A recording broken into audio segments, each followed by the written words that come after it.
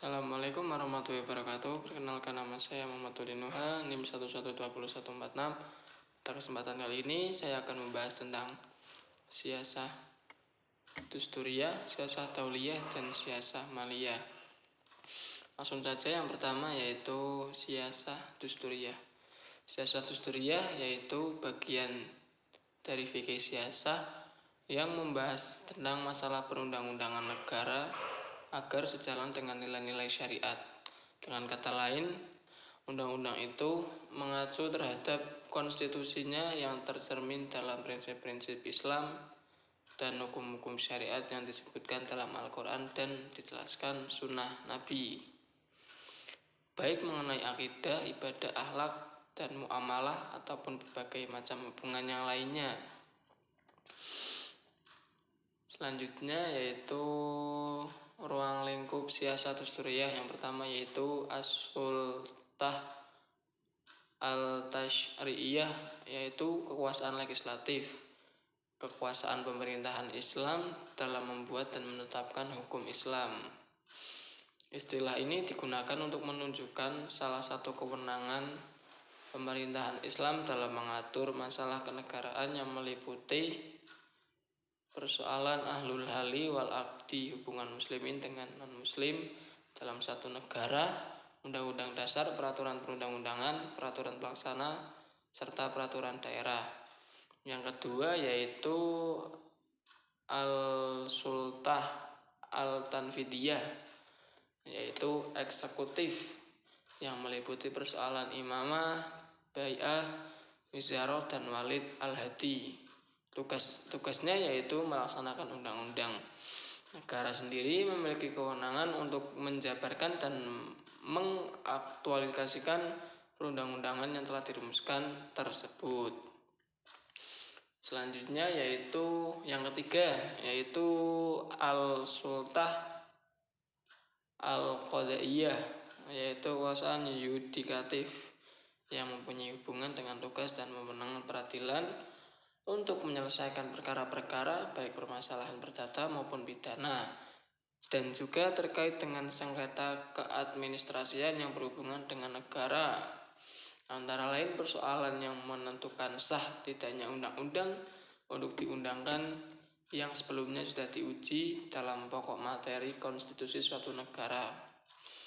Sedangkan sumber hukum siasah dusturiyah yaitu Al-Quran, Sunnah, Ijma', dan Qiyas. Legislasi dalam siasah dusturiyah yaitu merupakan pemerintahan Islam dalam membuat dan menetapkan hukum yang akan diberlakukan dan dilaksanakan oleh masyarakat berdasarkan ketentuan yang telah diturunkan Allah dalam syariat Islam. Pembahasan yang kedua yaitu siasah dauliyah. Siasah dauliyah sendiri yaitu sebagai ilmu yang mengatur kewenangan suatu negara untuk mengatur hubungannya dengan negara lain. Ruang lingkup siasah dauliyah yaitu perjanjian internasional, perlakuan terhadap tawanan, kewajiban hak suatu negara terhadap negara lain, aturan perang, ekstradisi. Sedangkan sumber hukum siasah dauliyah yaitu antara lain hubungan internasional dalam Islam yang didasarkan pada sumber-sumber normatif tertulis dan sumber-sumber praktis yang pernah ditetapkan umat Islam dalam sejarah. Sumber-sumber normatif berasal dari Al-Quran dan hadis Rasulullah SAW. Dari kedua sumber ini, ulama menuangkan ke dalam kajian fikih al-syiar wal al-jihad, yaitu hukum internasional tentang damai dan perang. Sedangkan untuk sumber praktis yaitu aplikasi sumber-sumber normatif tersebut oleh pemerintah di negara-negara Islam dalam berhubungan dengan negara-negara lain. Hal ini dapat dirujuk langsung oleh kebijakan-kebijakan politik Nabi Muhammad SAW terhadap negara-negara sahabat maupun musuh, kebijakan Khulafaur Rasyidin dan para pelanjut mereka. Yang ketiga yaitu siasah maliyah. Siasah maliyah sendiri yaitu politik ilmu keuangan. Sedangkan secara terminologi siasah maliyah yaitu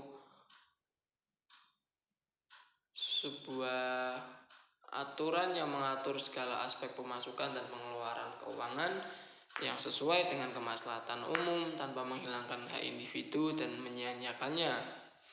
Sumber dan konsep keuangan negara.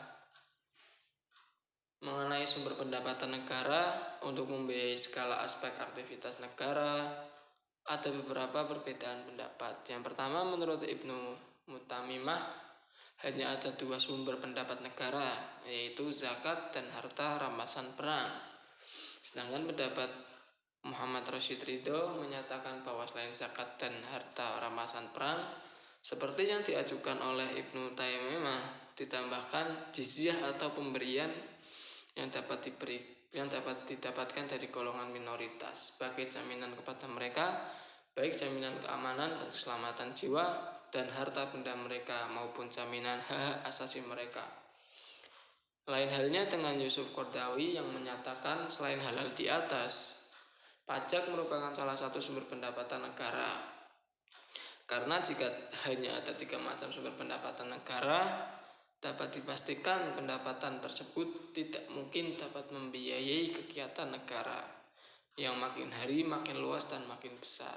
Yang selanjutnya yaitu pendapat Abdul Wahab Kafalah yang sama saja dengan Qaradawi. Harta pusaka orang yang meninggalkan ahli waris termasuk dari sumber negara. Konsep keuangan negara yaitu baitul mal, jizyah, kharaj, harta, fek. Tujuan pengeluaran dan pembelanjaan negara. Tujuan dasar dari pengeluaran keuangan negara adalah untuk memberikannya kepada yang berhak, tidak menyegah dari yang berhak dan bisa menyegah dari yang batil. Mungkin itu saja yang dapat saya sampaikan, kurang lebihnya mohon maaf. Wabillahi taufiq wal hidayah. Wassalamualaikum warahmatullahi wabarakatuh.